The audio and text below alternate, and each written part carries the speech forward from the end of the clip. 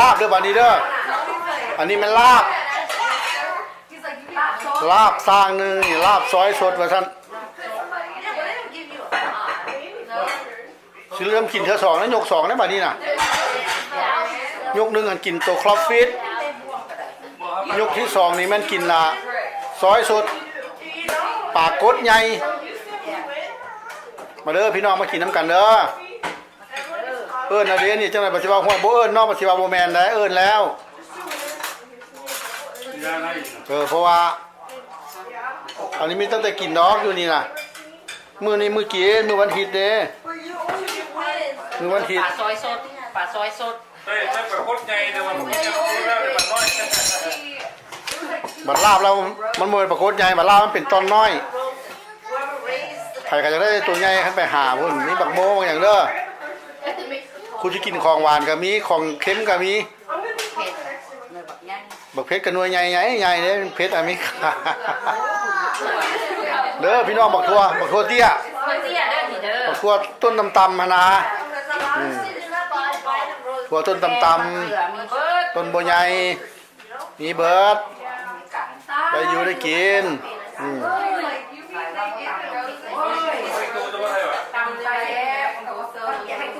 พี่น้องเด้อ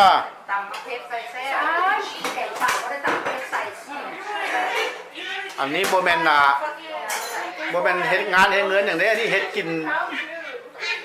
ซุ้มกันนี่เด้โบแมนมากินอันอย่างนี้นี่กินซุ้มกันเด้อพี่น้องเด้อเพราะว่าแล้วก็มากินซุ้มกัน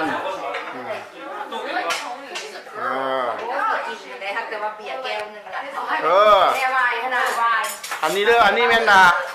อันนี้แม่นอันนี้มันเพชรฆาตข่าป่าด้วยเด้อเพชรฆาตข่าป่าอันนี้นะปลาชนิดใดเอามาโลดแต่ว่าตัวใหญ่เนี่ยตัวน้อยบ่เอาตัวน้อยอันถ้าบ่ตายก็ได้ทิ่มเด้ออยู่พี่เด้อเก่งกันค่ะเก่งเบาไปน้องเพื่อนเบาไปอันนั้นได้มาแล้วก็ครัวเองเด้ได้มาแล้วครัวเองอันนี้แก่อันนี้มันเมียเพิ่นกี่ข้านเฮ็ดนี่น่ะเมียนี่ล่ะเฮ็ดอันผู้ผัวอันเก่งเด้ไปซิเบสจ้ะเฮือนี่เขาเอิ้นว่าเฮือคานูเด้บ่เป็นเฮือกี่บ้านเฮาเด้รวมแล้วบ่จมดอกตัวนี้เฮือน่ะไปหักหมื่นเขาบ่อยากตายก็ได้กอดไว้เฮืออยู่นี่น่ะตู้เถอะตู้มาเอาไว้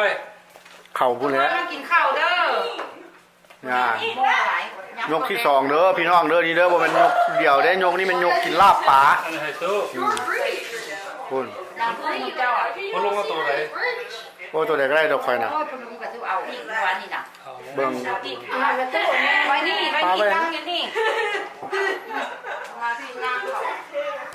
นาบ่าวเพิ่นยินเหล่าไว้บ่แม่นเหล่าไว้เด้ไว้ขั้นไว้อันเฮ็ดหยังบ่ได้กินเหล่าไว้โอเคเหล่าไว้เลยดิเด้อ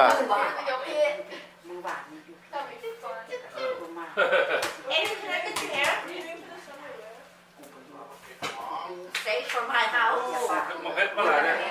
ป้าหมกเฮ็ดเจ้าอ่ะนะหมกเฮ็ดเฮลาปิโน่อาจจะปิโน่นี่ยังรอ